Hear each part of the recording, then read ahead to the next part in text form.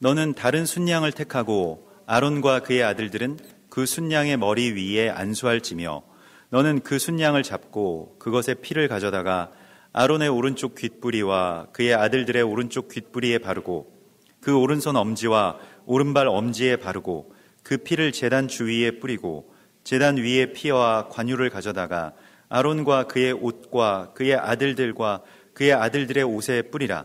그와 그의 옷과 그의 아들들과 그의 아들들의 옷이 거룩하리라.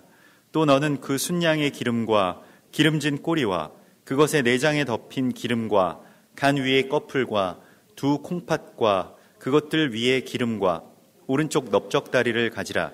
이는 위임식의 순양이라. 또 여호와 앞에 있는 무교병 광주리에서 떡 한 개와 기름 바른 과자 한 개와 전병 한 개를 가져다가 그 전부를 아론의 손과 그의 아들들의 손에 주고 그것을 흔들어 여호와 앞에 요제를 삼을지며 너는 그것을 그들의 손에서 가져다가 제단 위에서 번제물을 더하여 불사르라. 이는 여호와 앞에 향기로운 냄새니 곧 여호와께 드리는 화제니라. 너는 아론의 위임식 순양의 가슴을 가져다가 여호와 앞에 흔들어 요제를 삼으라. 이것이 내 분기신이라. 너는 그 흔든 요제물 곧 아론과 그의 아들들의 위임식 순양의 가슴과 넓적다리를 거룩하게 하라. 이는 이스라엘 자손이 아론과 그의 자손에게 돌릴 영원한 분기시요 거제물이니 곧 이스라엘 자손이 화목제의 제물 중에서 취한 거제물로서 여호와께 드리는 거제물이니라. 아론의 성인은 후에 아론의 아들들에게 돌릴지니 그들이 그것을 입고 기름 부음으로 위임을 받을 것이며 그를 이어 제사장이 되는 아들이 회막에 들어가서 성소에서 섬길 때에는 이레 동안 그것을 입을지니라. 너는 위임식 순양을 가져다가 거룩한 곳에서 그 고기를 삶고 아론과 그의 아들들은 회막문에서 그 순양의 고기와 광주리에 있는 떡을 먹을지라. 그들은 속죄물 곧 그들을 위임하며 그들을 거룩하게 하는 데 쓰는 것은 먹되 타인은 먹지 못할지니 그것이 거룩하기 때문이라.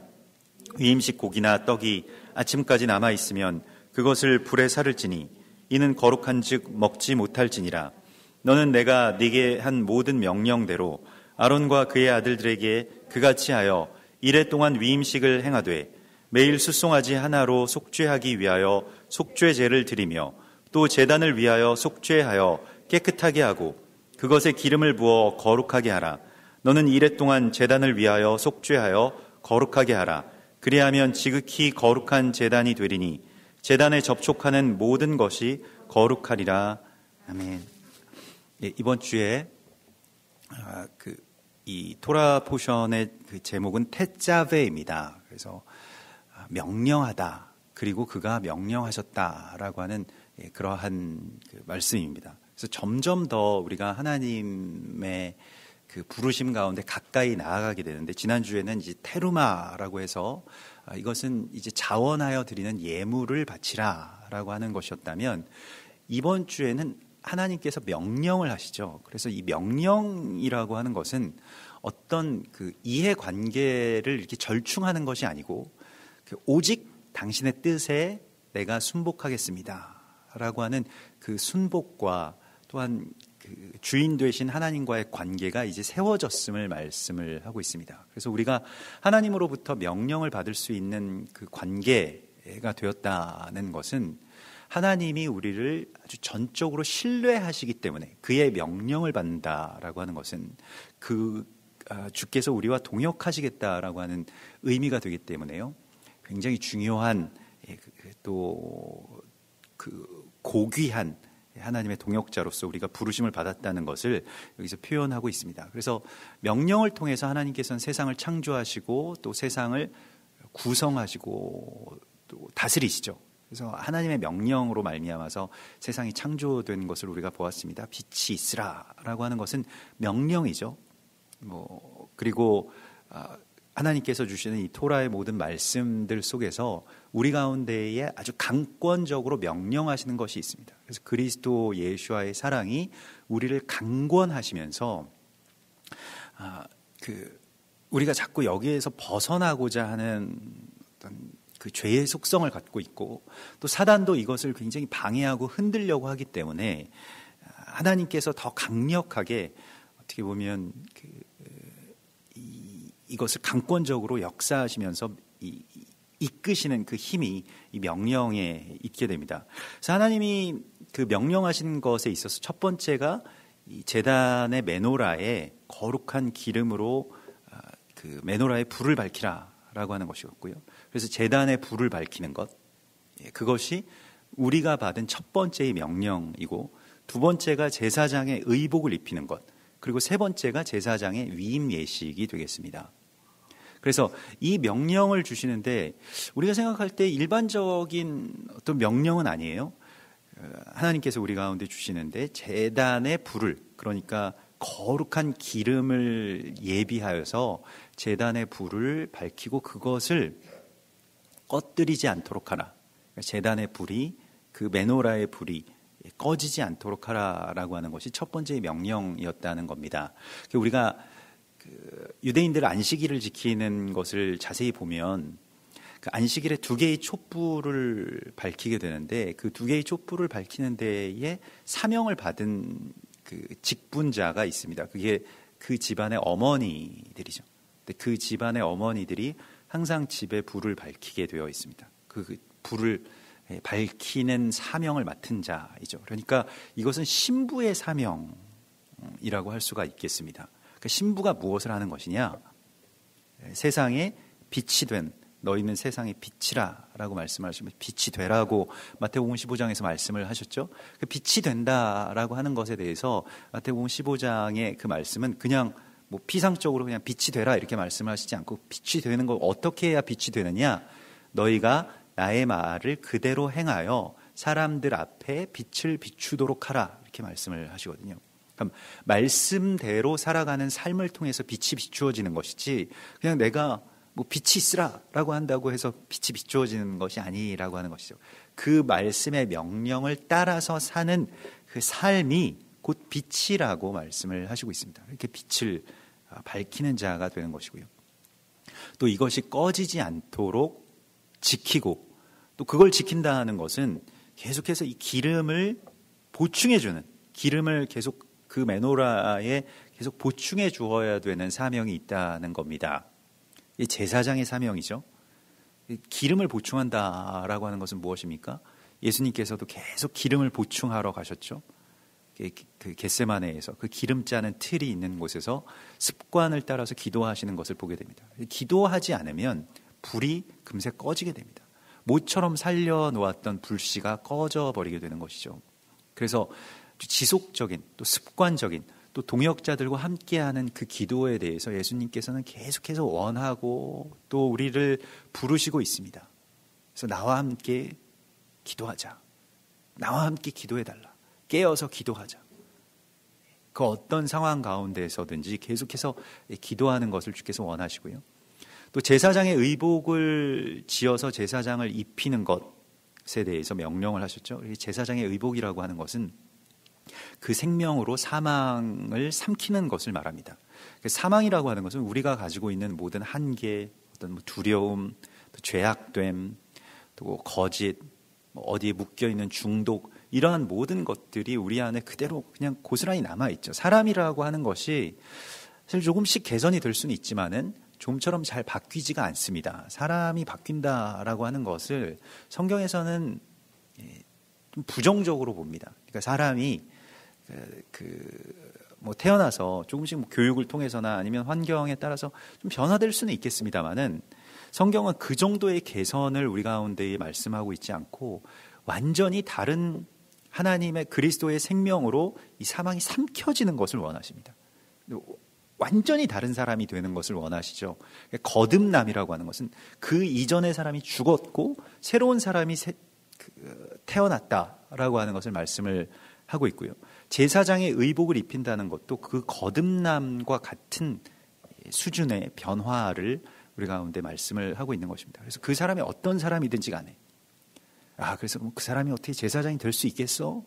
아무리 훈련한다고 해도, 아무리 하나님이 역사하신다고 해도 제사장이 될 수 있겠어? 이러한 것이 아니고 제사장의 의복을 입는 순간 제사장의 정체성을 갖게 되는 굉장히 놀라운 이 하나님의 이 부르심의 법을 우리 가운데 보여주시고 있습니다. 그래서 이것이 우리가 세례를 받는 것 혹은 성령이 우리 가운데 임하시는 것과 이제 같은 이야기라고 할 수가 있겠는데요. 그것을 좀 더 입체적으로 우리 가운데 보게 해주십니다. 그래서 제사장의 의복이 완성되면 이제 그 의복을 입히는 예식을 하게 되는데 그것이 일주일 동안 진행되는 제사장 위임 예식입니다. 이 제사장 위임 예식 가운데 우리가 이 7일 동안 진행된다라고 하는 것에 대해서요. 하나님께서 이 땅의 어떤 전 역사를 하루가 천년 같고 그 천년이 하루 같다라고 하는 그 전 역사에 비추어 보게 되면 이 하루하루가 제사장이 세워지는 것, 제사장의 몸의 완성과 또 그가 온전히 세워지는 그 위임 예식의 완성을 따라서 전 세계의 어떤 그 역사가 진행되고 있음을 하나님이 우리 가운데 보여주십니다. 그래서 성경의 역사라고 하는 것은 결국에는 제사장이 온전하게 세워지는 역사이고요.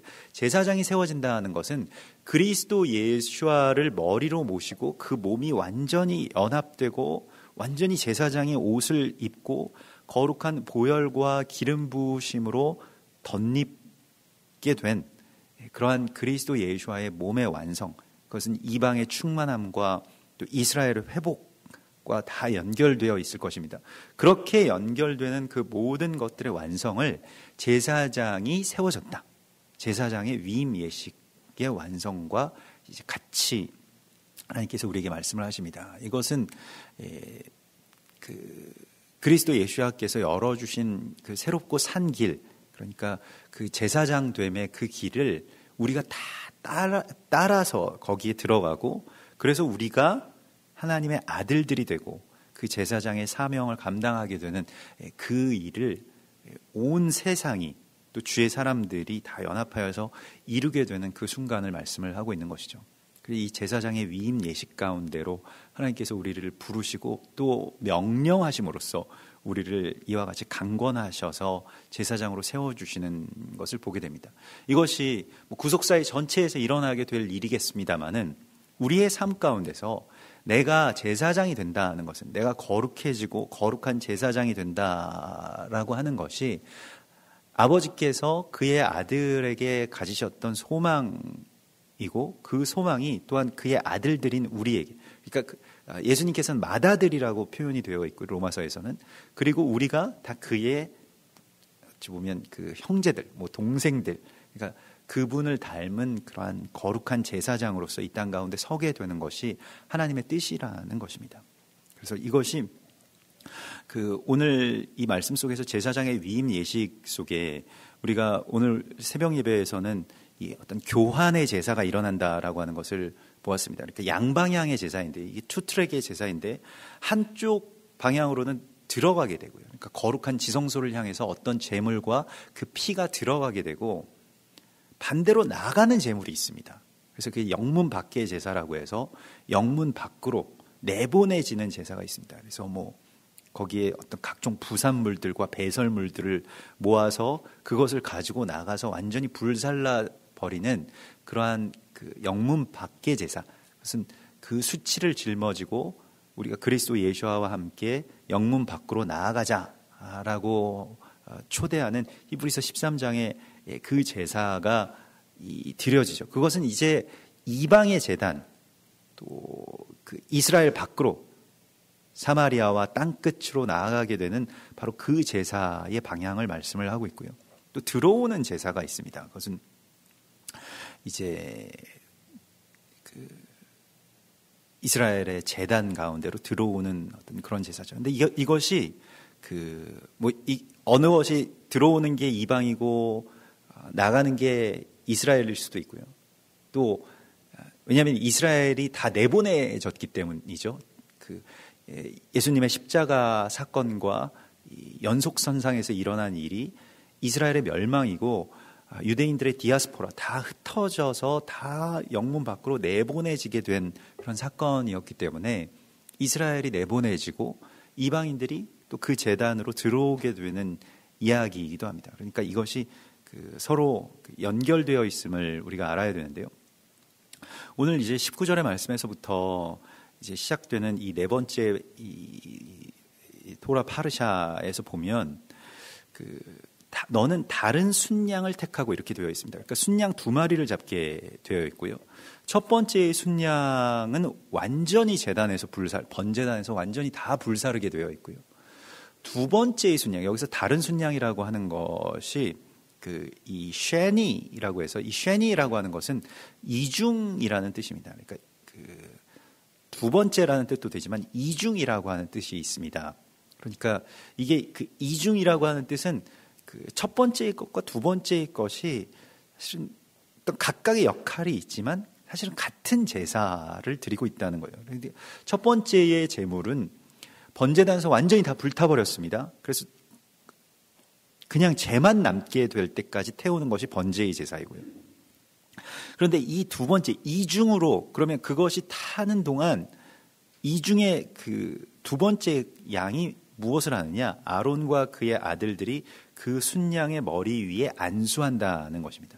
안수라고 하는 것은 자기 자신을 그 대상에게 전가하는 것을 말합니다. 그렇죠? 그러니까 그래서 보통 일반적으로는 내 죄를 그 제물에게 전가할 때 안수를 합니다. 그냥 이스라엘 남자들이 제물을 가지고 와서 레위인 제사장들에게 이렇게 바칠 때에 그런 안수를 하죠.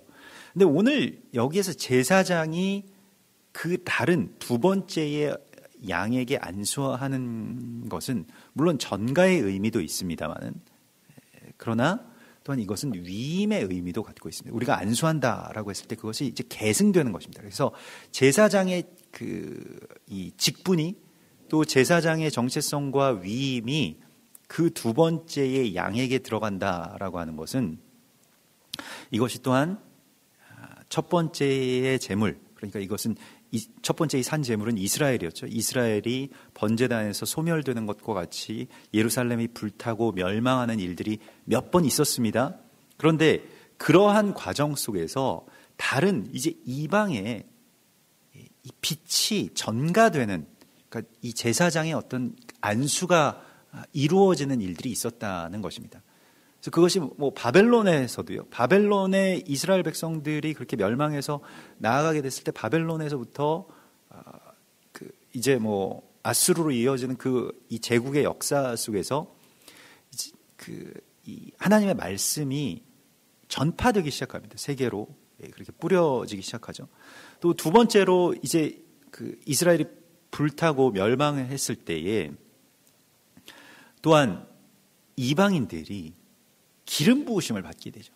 성령이 이방인들에게 임하셨다라고 하는 것이 처음 이 유대인 초대교회 공동체에서는 굉장히 의아하게 받아들였습니다. 이방인들에게도 이 성령의 기름 부으심이 나타날 수가 있느냐? 근데 실제로 나타났기 때문에 그들이 깜짝 놀라고, 또 이방인의 사도인 이제 바울과도 같은 그러한 사도들이 이제 이방인 사역을 막 하면서 이제 기름 부으심의 역사들이 막 불꽃처럼 번져 나가기 시작했죠.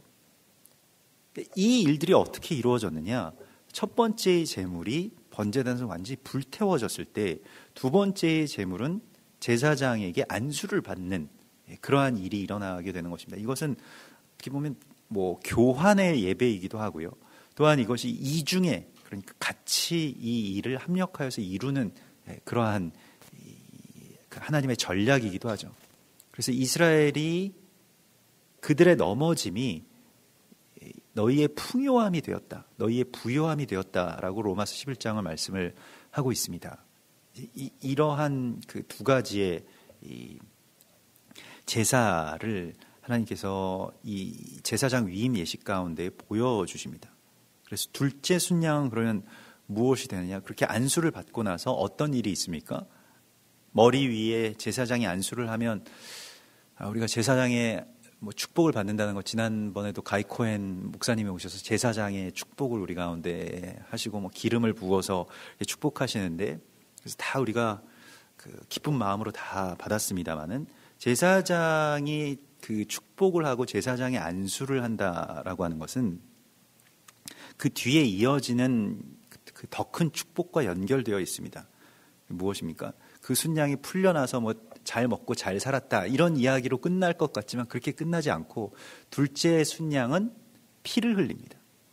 그래서 그 교회가 그 위임을 받아서 무엇을 했는지를 우리가 알고 있죠. 순교자들의 피로 말미암아서 그리스도 예수와의 피의 통로가 됩니다. 그래서 세상을 거룩하게 하는 그 피를 흘리게 되는 두 번째 제물의 사명으로 그렇게 들어가게 되죠.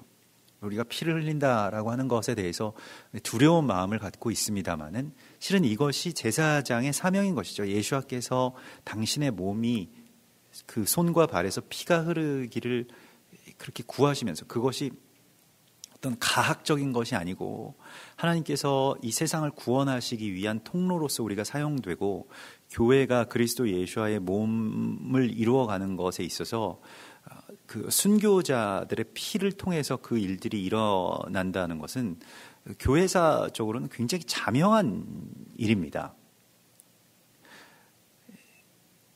그리고 상당히 놀라운 것은 지난 모든 이 교회의 역사상 모든 시간보다 우리가 살아가고 있는 지금 이 세대, 그러니까 이 최근에 100년, 뭐 70년 이 세대가 가장 많은 순교자들의 피를 흘리고 있다라고 하는 것이 굉장히 놀라운 이야기입니다. 교회가 이 정도의 피를 흘린 적이 없었다는 거예요. 물론 예전에 어떤 뭐 초대교회도 박해를 받았고, 뭐 중세 시대에도 교회나 또 이 작은 공동체들이 그렇게 핍박을 받고 피를 흘리긴 했습니다만은 이처럼 세계 도처에서 계속해서 교회가 핍박을 받고 피를 흘리고 또 순교자들이 나오는 일이 없었다는 것입니다. 뭔가 때가 되었다는 것이죠. 어마어마한 그 교회의 피가 지금 흐르고 있는 것이죠. 우리가 뭐 교회가 오늘날에 막 문제가 많다, 뭐 교회가 어떻다 저떻다 이런 이야기들이 많아서 교회가 굉장히 문제투성이인 것처럼 생각하고 거기에 그냥 갇혀 있는 경우도 많이 있는데 실은 교회는 그 어느 때보다도 많은 순교자의 피를 흘리고 있다라고 하는 것에 대해서 우리가 새롭게 인식해야 됩니다. 교회를 어찌 보면 오늘날에는 교회가 좀 희생양이 되고 있죠. 그게 사실은 이 세상이 희생양을 찾는 것은 그 오래된 어떤 법칙입니다. 이 희생양 법칙이라고 하는 그 법칙 안에 이제 우리가 이제 들어와 있게 되는데 세상이 지금 희생양으로 삼고 있는 것은 아주 자명하게도 교회죠. 자세히 보면 이런 것입니다. 그러니까 낙태를 하게 되면 태아들이 죽죠. 정말로 죄 없는 어린 생명이 그냥 세상에서 빛도 보지 못한 채로 죽게 됩니다. 그런데 그 낙태에서 아이들이 죽는 것에 대해서는 생각하지 않고 여성의 어떤 인권, 자기가 자기 몸의 어떤 출산 여부를 결정할 수 있는 이 인권에 초점을 맞추면서 이제 그 아이들이 아무리 많이 죽여도 그것이 태아 살해를 해도 상관이 없다라고 이렇게 생각하게끔 합니다. 그러면서 어디에 희생양을 두느냐? 그 아이들이 죽는 것에 대해서 그 끔찍한 생각을 돌리게 하기 위해서 어떻게 하죠? 교회가 그러한 것을 반대한다라고 하죠. 그래서 교회를 희생양으로 삼죠. 교회가 동성애를 반대한다. 마찬가지의 어떤 그런 관점으로 인권에 대해서 침해한다라고 하는 것으로 굉장히 아주 그냥 그 어떤 보수적인 어떤 정치적인 그런 희생양처럼 우리는 뭐 어떤 이 보수주의자들이어서 그런 모든 것들에 대해서 반대하는 그런 입장을 갖고 있다. 이렇게 생각하게끔 만드는 것이죠. 이게 이제 희생양으로 삼게 되고 이것이 점점 아마 고조될 겁니다. 사실 희생양이 이렇게 다 흩어져 있으면 사람들이 그 어떤 감정적인 해소를 하지 못하기 때문에 권력은 항상 희생양을 한 대로 몰거든요. 그래서 그래야만 그 많은 사람들의 어떤 불만과 감정들이 다 해소가 되기 때문에 2차 세계대전 때 그 히틀러가 나의 투쟁에서 말한 것은 이런 이 증오의 대상이 다 제각각이어서는 힘을 못 받는다. 그러니까 이걸 한 대로 다 몰아야 된다. 그래서 이제 유대인들에게 이걸 다 몰았던 것인데요. 마찬가지로 교회가 그렇게 되고요. 또 오늘날에 뭐 일본에서 계속 이게 그 혐한 뭐 이러한 것들이 계속 일어나고 그런 시위가 일어나고 하는 것들도 무관하지 않습니다. 일본도 항상 자신들의 어떤 국민들을 결집시키려고 할 때 증오의 대상을 언제나 그 희생양을 이 한국 사람들로 이렇게 삼는 것을 보게 되죠. 우리도 마찬가지이고요. 우리도 일본을 그렇게 이제 증오의 대상으로, 북한에서 어쨌든 바뀌어야 되니까, 옛날에 무찌르자 공산당이었는데 이제 그거 우리가 뭐 친하게 지내야 된다, 우리가 화합해야 된다, 뭐 이런 쪽으로 지금 가고 있기 때문에, 그러면 그 나머지의 증오의 감정들을 어디에다가 실어야 되느냐? 일본밖에 없겠죠. 둘이 굉장히 안 좋은 상황으로 갈 수밖에 없는 그러한 상황 가운데 있습니다.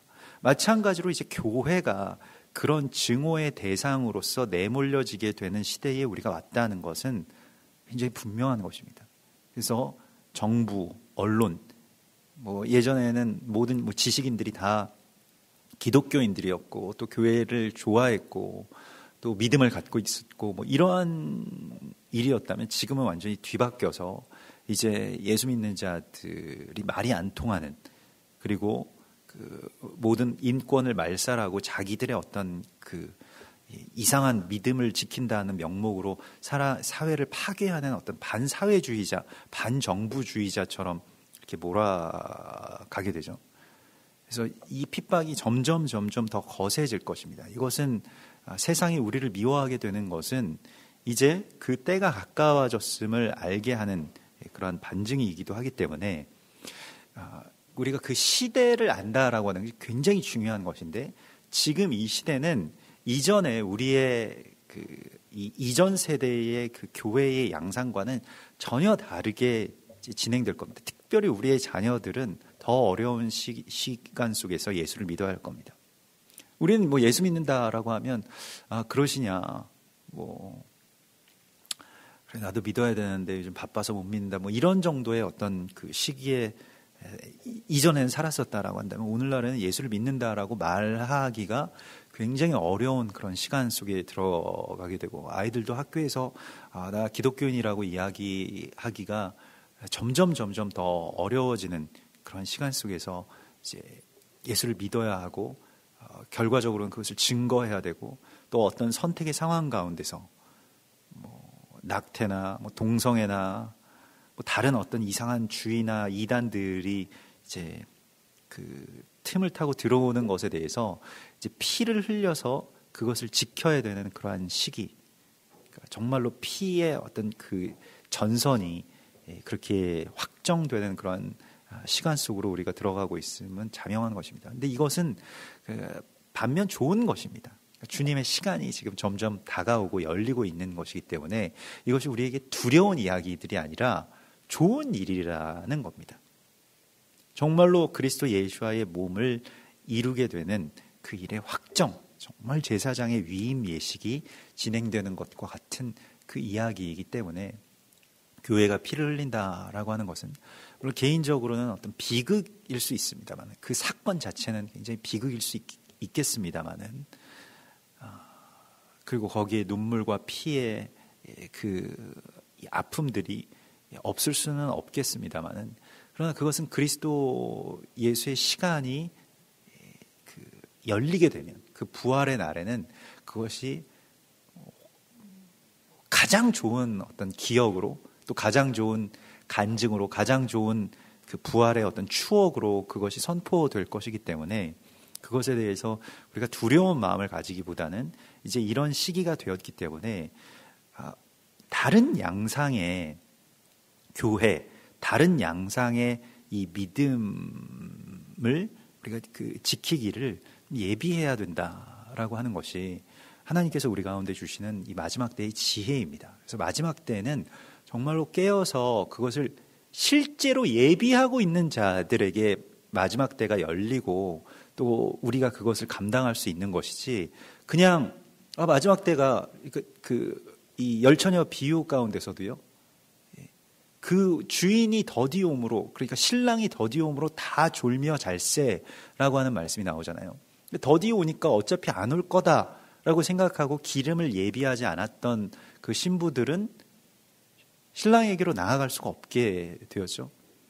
근데 더디 올 수 있기 때문에 우리가 기름을 예비해야 된다라고 준비했던 신부들만 신랑을 만날 수가 있게 되었습니다. 그래서 우리가 마지막 때에 기름을 예비한다라고 하는 것이 지금 오늘 성경에서도 교회가 피를 흘린다라고 하는 것에 대해서 아주 먼 나라의 이야기로 생각해서는 안 되고, 사실 우리 교회 또 나와 우리의 자녀들이 어떻게 그리스도 예수와의 피의 통로가 될 것인지에 대해서 소망하고 생각해야 됩니다. 이것이 꼭 물론 순교도 순교이겠습니다만은 성도들이 받는 모든 고난에 대해서, 심지어는 베드로전서에서는 애매하게 받는 고난, 그러니까 이게 꼭 우리가 순교에 대해서도 굉장히 까다롭게, 그러니까 나는 예수를 믿기 때문에 죽겠습니다라고 하는 것만 순교라고 이렇게 인정하는 것이 아니고, 성경에서는 애매하게 받는 고난도 그리스도를 생각하면서 내가 참으면 그것이 곧 그리스도의 고난에 참여하는 것이 된다라고 말씀을 하시고 있습니다. 그냥 이건 내 고생이고 나의 어떤 어려움인데 그렇게 생각하시지 않습니다. 성경에서는 우리가 받는 모든 고난, 내 고생하는 것이라고 하는 것이 개인의 이야기가 아니고 몸 전체의 고난이 그리스도 예수와로 말미암아서 내 안에 채워지는 것이기 때문에 이것을 우리가 승화시켜야 되는데, 이 고난이라고 하는 것을 주님, 이것이 주님의 아픔이시죠. 주님의 어려움이시고 주님의 수치이시고 주님이 피를 흘리는 그 지점 가운데 내가 참여하게 된 것이라고 하는 것을 우리가 받고 그것을 연결시킬 수 있어야 됩니다. 그것을 끌어들일 수가 있어야 됩니다. 이것이 그 피 흘림에 참여하게 되는 것입니다. 그래서 꼭 물론 순교자의 어떤 피를 우리가 흘릴 수도 있겠습니다만은 그것이 아니라고 할지라도, 애매한 고난이라고 할지라도 그리스도 예수와의 그 고난의 길, 그 십자가의 길 가운데 내가 이제 연결되었음을 이렇게 우리가 깨닫고 감사할 수 있는 바로 그 자리, 그곳으로 하나님께서 우리를 부르고 계신 것입니다. 그래서 오늘 주님께서 말씀하시는 것은 이러한 그 피를 가져다가 이 안으로 가지고 와서 어떻게 합니까? 아론의 오른쪽 귓보리와 그의 아들들의 오른쪽 귓보리에 바르고, 먼저는 귀에 바르게 되어 있습니다. 오른쪽 귀에. 그래서 오른쪽이라고 하는 것은 이제 의롭다는 뜻이죠. 옳다. 우리가 말 그대로 옳은 것이죠. 근데 귀를 정결하게 한다라고 하는 것이요.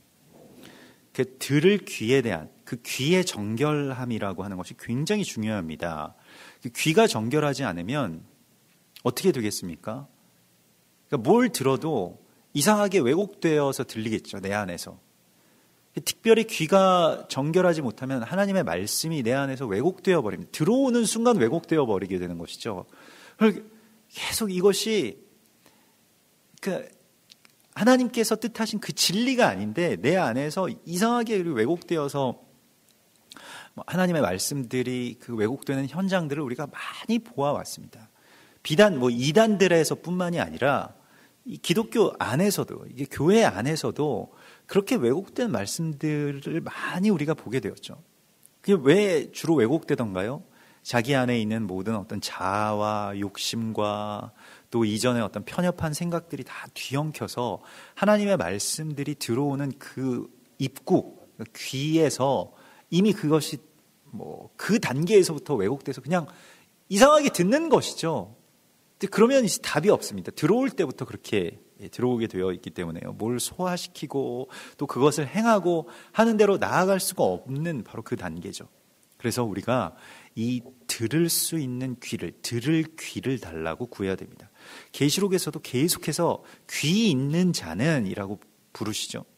성령이 교회에게 하시는 말씀을 들을지니라 라고 말씀하시는데, 우리가 이 귀 있는 자가, 그것도 옳은 귀, 거룩한 보혈로 덮여진 귀가 있어야 될 것이고요. 정말로 지혜가 거리에서 세상에서 계속해서 예수님께서 외치고 계신 그 소리를 듣지 못하게 되는, 그리고 안 듣는, 그냥 닫혀있는 그 귀에서 빠져나와서 이 귀를 열어달라고, 또 이 귀가 온전케 되게 해달라고 우리가 주님 앞에 기도해야 됩니다. 그래서 이 제사장이 세워진다라고 하는 건 귀뿌리에 보혈이 인쳐지는 것과 같은 것이고요. 열왕기상 3장 9절에서 1000번제를 끝낸 솔로몬이 구한 것이 무엇입니까? 듣는 마음을 종에게 주사 주의 백성을 재판하여 선악을 분별하게 하옵소서. 그래서 듣는 마음, 듣는 귀를 열어달라고 주님 앞에 이제 기도합니다. 내게 이것이 열리게 해달라고 여러분 기도하십시오. 우리가 듣기는 들으면서도 듣지 못하는 경우도 많이 있죠. 그리고 들리는 거 다 들리니까 내가 여기에 대해서 크게 장애가 없다라고 생각을 하는 경우가 많이 있습니다. 그 귀의 정결함에 대해서 우리가 많이 기도하는 편이 아니죠. 다시 이 귀가 정결하게 되게 해달라고 이렇게 기도해야 됩니다. 여기서부터 출발하라고 말씀을 하시고요. 또 두 번째는 오른쪽 엄지손가락에 피를 뿌리게 되어 있습니다. 이 엄지손가락이라고 하는 것은 그 칼을 쥐는 손가락입니다. 그래서 가장 중요한 손가락인데, 그 서기관은 이제 그 붓을 쥐는 그러한 손이겠죠. 손의 능력, 손으로 행하는 것, 특별히 영적인 전쟁을 수행하는 데 있어서 용사에게 있어서 가장 이 강력한 이 도구와 수단이 바로 오른쪽 엄지손가락입니다. 사사기서 1장에 보면 그 적그리스도를 상징하는 그 아도니 베색 적의 그 군대 장관을 쫓아가서 잡아서 그의 엄지손가락과 엄지발가락을 자르는 모습을 보게 됩니다.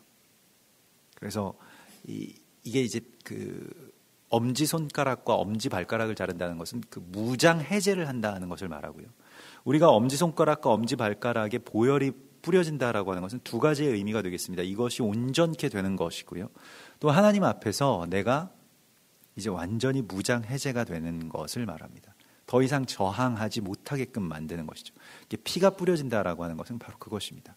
실은 오른쪽 그 귓뿌리에 그 피가 뿌려지게 되는 것과 연결되는 이 토라의 중요한 한 사건이 무엇입니까? 우리가 미시파팀에서 보았던 것과 같이 종신노예.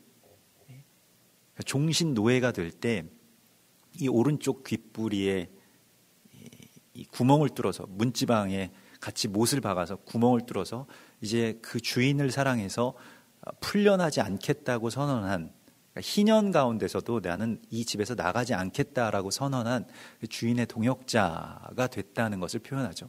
그 오른쪽 엄지 귓뿌리에서 일어나는 그런 일입니다. 그래서 이것이 다 내가 완전히 하나님께 속했음을 드러내는 그러한 행위이고요.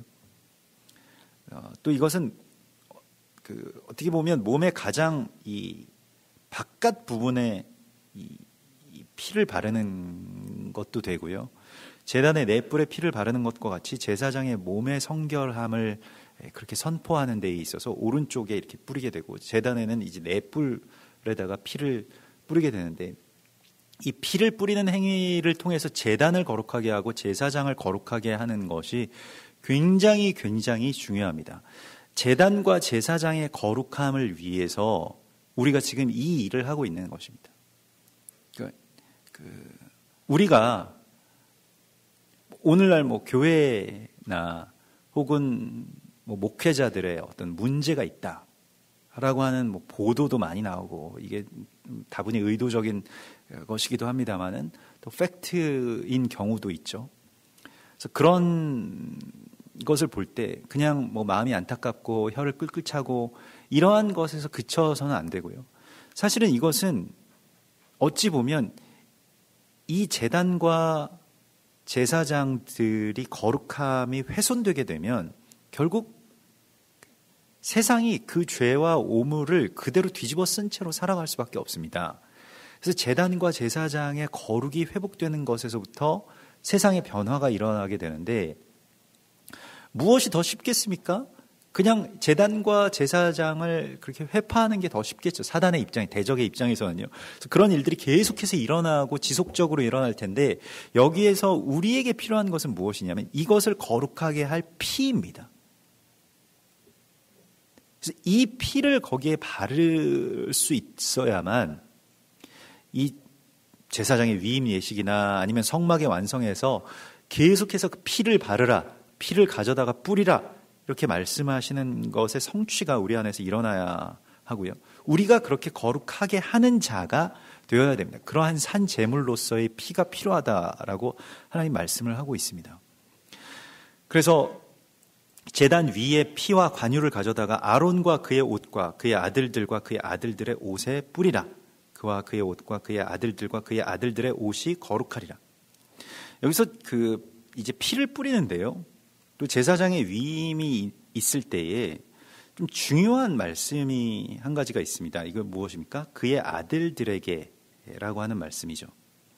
실은 이 아들들에게라고 하는 말씀을 우리가 보면 그냥 아론과 그의 아들들이 제사장이 되는 것이구나라고 이렇게 생각할 수도 있겠습니다만은 뭐 맞죠. 근데 계속 이 아들들이라고 하는 표현이 강조되어서 나오는 것을 우리가 보게 되고 제사장 위임의 예식 속에서 제사장이 세워지고 그 아론에게 집중되는 것을 넘어서서 사실 성경에서는 그 아들들이 함께 세워지고 어쩌면 그 아들들이 대신해서 세워지는 것이 제사장 위임 예식이다 라고까지 말씀을 하고 있어요. 오늘 이 본문에는 그렇게 나와 있지는 않습니다만 아들들이라는 말씀이 강조돼서 그 단어가 나옵니다마는 레위기 16장 32절에 보면 기름 부음을 받고 위임되어 자기의 아버지를 대신하여 제사장의 직분을 행하는 제사장은 거룩한 옷을 입으라 라는 말씀이 나옵니다.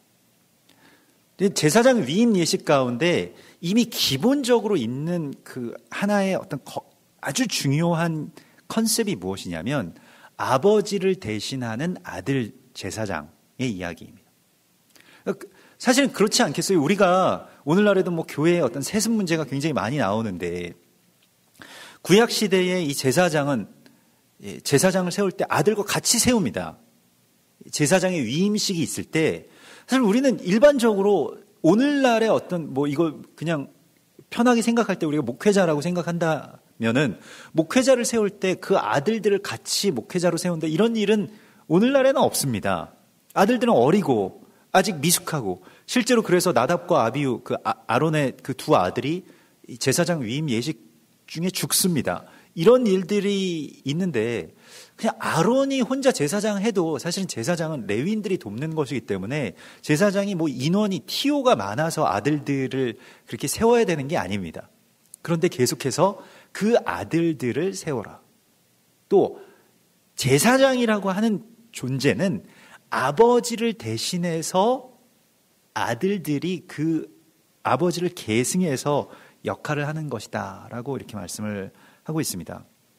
그래서 자기의 아버지를 대신하여 라고 하는 것은 우리가 그리스도 예수와를 계승해서 이거 대신이라고 하는 것은 그냥 이렇게 대체가 아니라 계승한다 라고 하는 의미입니다. 이게 타하트라고 해서 이것은 그 아래에 그러니까 정말로 아들들이 된다. 그 아래로 들어간다라고 하는 것이고요. 아브라함이 그의 신뢰하는 종에게 내 허벅지 밑에 이 타하트라고 하는 것, 허벅지 밑에 손을 넣으라라고 하는 것도 다 계승의 의미를 가진 그 아래라고 하는 그런 뜻입니다. 그래서 이게 제사장이 세워진다라고 하는 것은 실제로는 제사장 물론 그가 세워지지만은 아들들에게 계승되는 어떤 제사장의 직분의 위임이 제사장의 위임식 가운데 아주 중요한 컨셉인 것을 우리가 레위기를 통해서 이제 보게 되고 오늘 이 말씀 속에서도 그 아들들이 그렇게 세워질 수 있도록 하라라고 하는 말씀이 지속적으로 나오는 것을 보게 됩니다.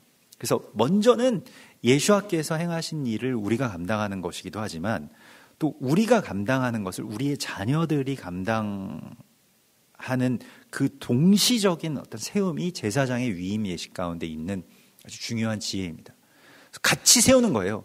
그냥 아버지가 다 하고 나면 나중에 아들이 물려받는다. 오늘날은 이제 이러한 개념 때문에 굉장히 그것도 어떤 이권이나 재산, 상속처럼 이 교회가 그런 세습으로 이렇게 가기 때문에 굉장히 문제가 많이 생기게 됩니다만은 성경에서 말씀하고 있는 것은 이런 그 세습의 이야기가 아니라 같이 세워진다는 거예요.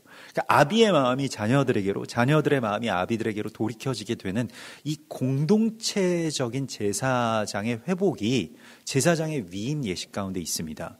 그래서 이 세대가 같이 세워지지 않으면 제사장의 위임이 없는 겁니다.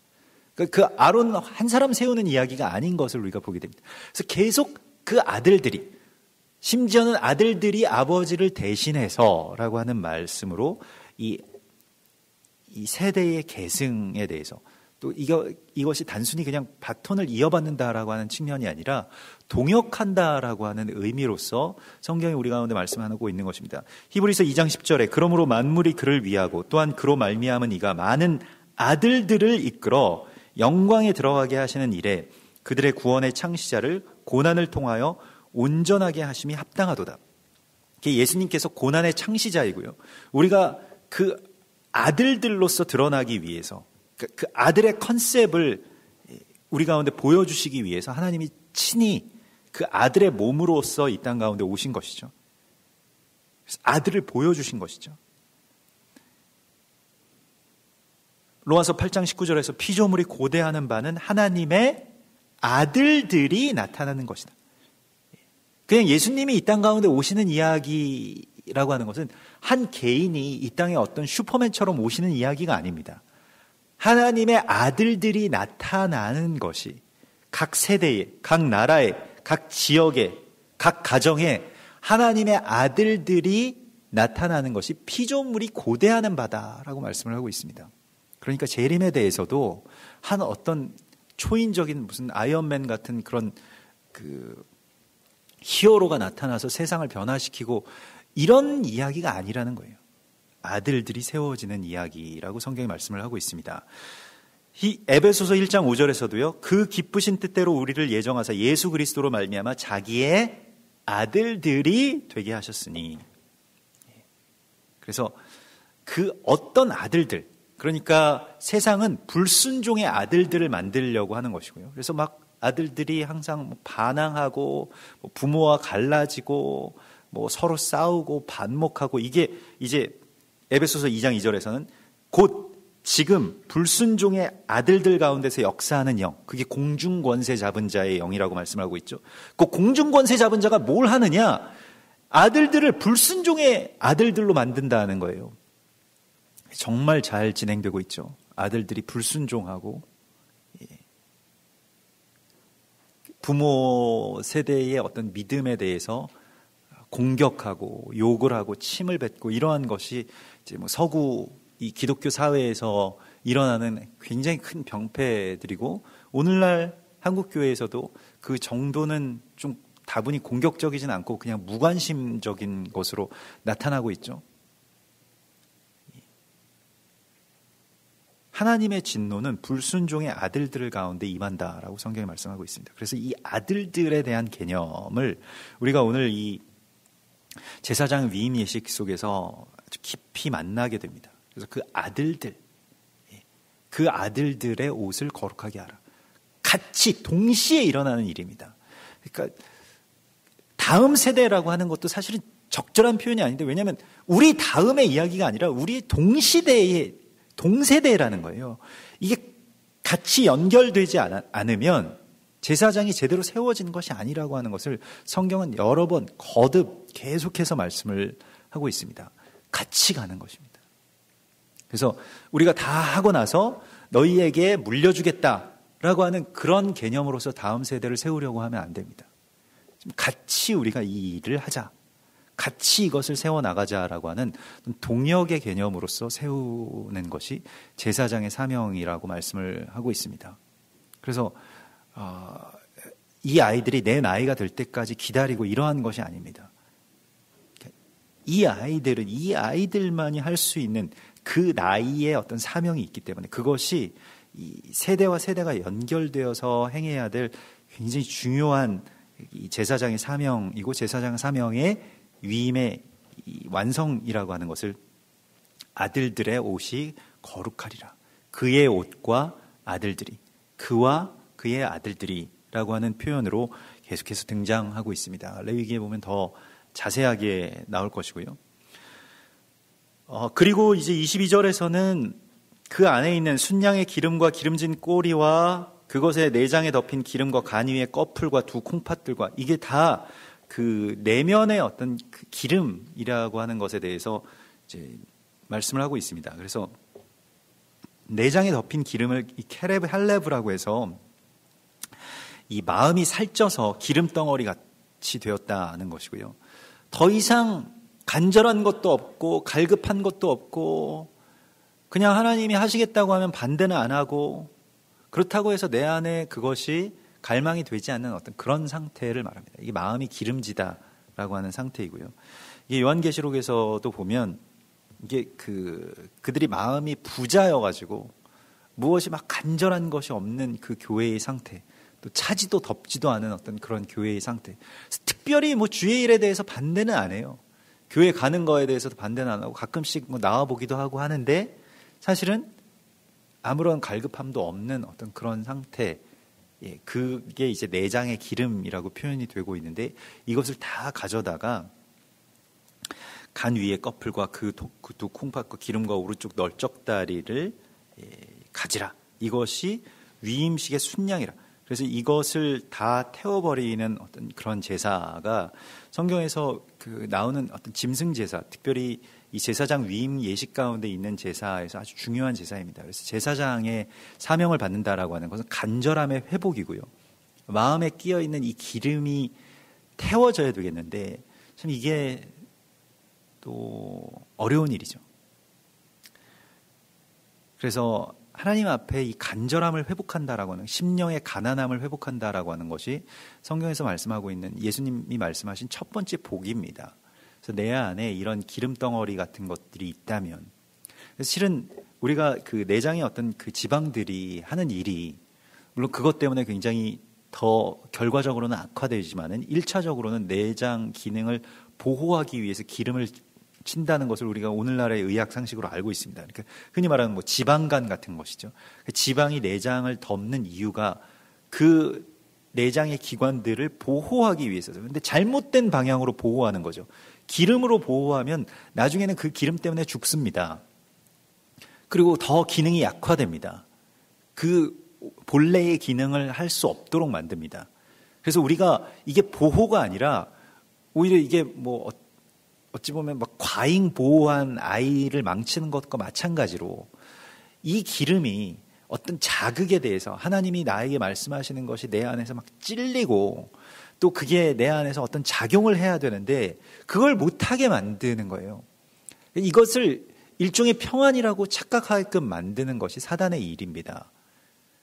근데 우리가 갈급한 마음이 내 안에서 회복되고 내가 주님을 향해서 막 일어나고 무엇인가를 소망하고 어떻게든 주님께 정말로 옷자락이라도 잡으려고 손을 뻗고 이게 우리 안에서 이루어져야 되는데 그냥 계속 평생을 그냥 어떤 초자연적인 능력으로 내게 올까 뭐 그런 것을 바라면서 그냥 기다리고 그냥 머물러 있고 이런 걸 하나님이 원하시지 않습니다. 우리가 다시 주님 앞에 정말로 간절함을 회복할 수 있게 해달라고 주님께 기도해야 됩니다. 그래서 이것을 떼어서 이것을 제거해서 너희가 가지라고 말씀을 하시고 있고요. 그리고 그 전부를 아론의 손과 그의 아들들의 손에 주고 그것을 흔들어 여호와 앞에 요제를 삼으라. 이게 요제라고 하는 것은 테누파라고 해서 앞뒤로 흔드는 그 행위를 말하고요. 그리고 이것은 이제 그 곡식을 타작해서 이 키질할 때 이 요제의 그 테누파라고도 말을 합니다. 이 키질이라고 하는 것은 그 쭉정이와 그 껍데기와 알곡을 분리시키는 그런 행위죠. 그래서 이게 이제 요제는 뭘 태워야 되는지 또 뭘 안으로 모아야 되는지를 결정하게 됩니다. 이게 이제 요제입니다. 그러니까 흔히 초실절을 이제 요제절이라고도 표현하기도 하고요. 누가복음 22장 31절에서는 시몬 베드로를 정말로 주의 제자로 만드시기 위해서 하나님께서 그를 이 키질 하시는 것을 보게 됩니다. 사탄이 너를 밀가루듯 하려고 요구하였으나 그러나 내가 너를 위하여 내 믿음이 떨어지지 않기를 기도하였노니 너는 돌이킨 후에 내 형제를 굳게 하라. 무엇입니까? 요제가 일어난 것인데요. 베드로에게 있어서 안에 있는 어떤 그 자신의 내면에 있는 찌꺼기들, 그 쭉정이 같은 것들이 이제 제거되기 위해서는 그게 드러나야만 했습니다. 그게 드러나서 막 날려야 했습니다.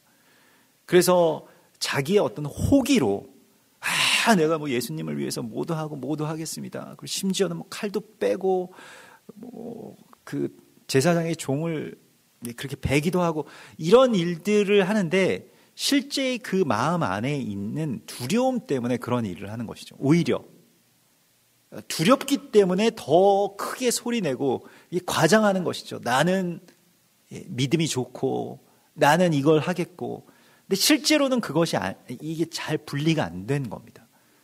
그래서 제거해야 될 것은 그 두려움이다라고 하는 것을 보여주시는 것이죠. 그러니까 이 흔든다라고 하는 행위 안에서 하나님께서 우리를 흔드실 때가 있습니다. 나를 막 흔들어서 보여주실 때가 있어요. 내 안에서 그렇지 않았으면 드러나지 않았을 그 껍데기 혹은 그 내장의 기름들이 있습니다. 이것이 요제를 통해서 드러나고 제거되어야만 제사장의 정결한 이 위임이 완성되게 됩니다. 그래서 우리가 내 안에서 우리의 삶 가운데서 이런 그 하나님께서 막 흔드시는 이 요제의 제사가 일어나고 있거든. 주님께서 나를 이제 드디어 제사장 삼으시는구나. 제사장의 위임 예식의 하이라이트입니다. 그 제사의 하이라이트가 요제에 있는 것을 보게 됩니다. 막 흔들어서 베드로가 베드로 되기까지, 정말로 그 전에 어떤 시몬에서 베드로가 되기까지, 반석이 되기까지, 교회의 어떤 그 터가 되기까지 어떤 일이 일어나는지를 우리가 보면 잘 알 수가 있고요. 또 다른 의미로 이 요제라고, 테누파라고 하는 것은 하나님께로 드리고 또 하나님께서 주시고, 그러니까 위아래로 흔든다라고 하는 이 행위를 통해서 하나님이 우리 가운데 주시는 게 있죠. 근데 그것만 있는 것으로는 이 요제가 성립되지 않고 우리가 또한 하나님께 드리는 것이죠. 그래서 이게 양방향으로 계속해서 일어나게 되는 것을 이제 이 요제라고 말씀을 하고 있습니다. 그래서 이것이 다 하나님 앞에 향기로운 화제로 그것을 다 태워서 드리고요. 또 이 요제가 오늘 29장 26절에 보면 흔들어 요제를 삼으라, 이것이 너의 분깃이니라, 이렇게 말씀을 하십니다. 특별히 아론 위임식의 순양의 가슴이라고 말씀을 하시는데요. 이 순양의 가슴이라고 하는 것은, 그러니까 이 가슴살을 이게 그 하제라고 합니다. 이 하제는 그 뭔가를 굉장히 그 갈망하면서 응시한다는 뜻입니다. 그러니까 굉장히 바라본다라고 하는 게 이 하제, 이게 그러니까 눈으로 바라보는 것보다 가슴으로 열망한다라고 하는 뜻이 여기에 숨겨져 있습니다. 그래서 그게 하나님을 바라보는 것이 너희의 분깃이다라고 말씀을 하고 있어요. 이 분깃은 재산을 말합니다. 달아서 주신 어떤 유산이에요. 근데 우리의 재산이 몇 억, 몇 천, 이것이 아니라 우리에게 주신 재산, 이 분깃이 뭐냐면 하나님을 갈망하는 분깃을 주셨다는 거예요. 이게 우리의 복이라고 말씀을 하십니다.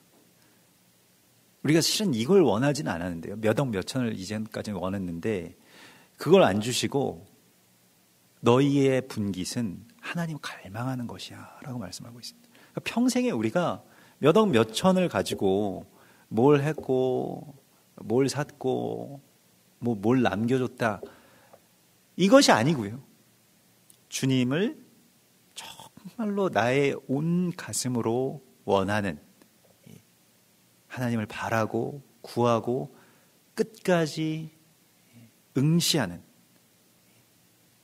그것이 나의 분깃이라고, 그것이 내가 하나님으로부터 받은 가장 큰 복이라고 주께서 말씀을 하십니다.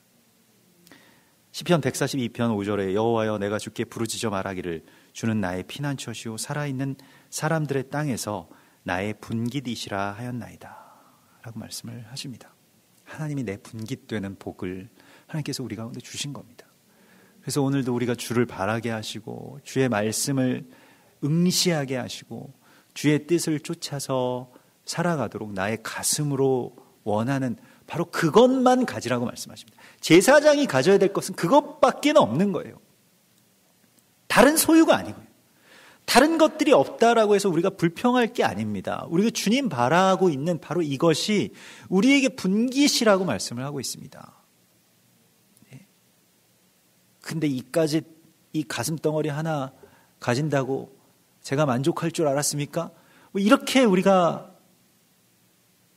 말해서는 안 되겠죠. 이것이 나의 분깃입니다. 여호와는 나의 분깃입니다. 예수와는 나의 분깃입니다 라고 고백하는 바로 그 고백 속에 참된 자유와 또 참된 복이 우리 가운데 이미 임하신 것입니다. 우리는 참 많은 복을 받은 자들입니다. 그래서 하나님은 우리에게 은총을 많이 받은 자여라고 말씀을 하시는 것이죠. 세상 사람들이 지금 뭘 원하고 있습니까? 무엇을 자기 분깃으로 삼으면서 살아갑니까? 하나님은 우리에게 정해주신 이 복, 하나님을 구하는 이 복으로 충만하게 해주시겠다고 약속하십니다. 우리 같이 기도하겠습니다.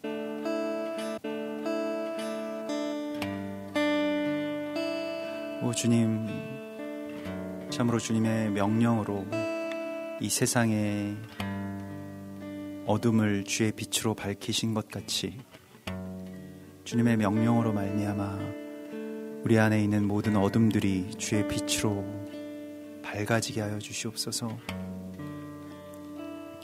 주여 또한 우리가 제사장으로서 온전한 위임의 예식 가운데 서게 하시고 제사장의 옷을 입고 그 기름 부으심과 보혈로 덮이게 하여 주시옵소서. 특별히 우리의 자녀들과 함께 제사장으로서 세움을 받게 하여 주시고 또 이를 위해서 우리가 겪는 많은 고난과 또 피 흘림의 아픔들이 제단과 또 교회를 거룩하게 하는 그런 보혈의 통로로 사용되게 하여 주시옵소서. 주님을 바라고 또 주님을 구하는 이 마음을 우리에게 분깃으로 주시고 이것이 우리의 복임을 다시 한번 주께 고백하오니 우리가 끝까지 주님을 구하는 자들 되게 하시고 주님의 나라를 향해서 갈망하는 그러한 분깃을 지킬 수 있게 하여 주시옵소서. 오늘 이 밤에 우리의 마음을 인도하시고 또 우리의 기도를 주관하여 주실 것을 믿사오며 거룩하신 예수와 메시아의 이름으로 기도드리옵나이다. 아멘. 하늘에 계신 우리 아버지시여 이름이 거룩히 여김을 받으시오며 나라의 임하옵시며 뜻이 하늘에서 이룬 것 같이 땅에서도 이루어지이다. 오늘날 우리에게 일용할 양식을 주옵시고 우리가 우리에게 죄 지은 자를 사하여 준 것 같이 우리 죄를 사하여 주옵시고 우리를 시험에 들게 하지 마옵시며 다만 악에서 구하옵소서. 대개 나라와 권세와 영광이 아버지께 영원히 있사옵나이다.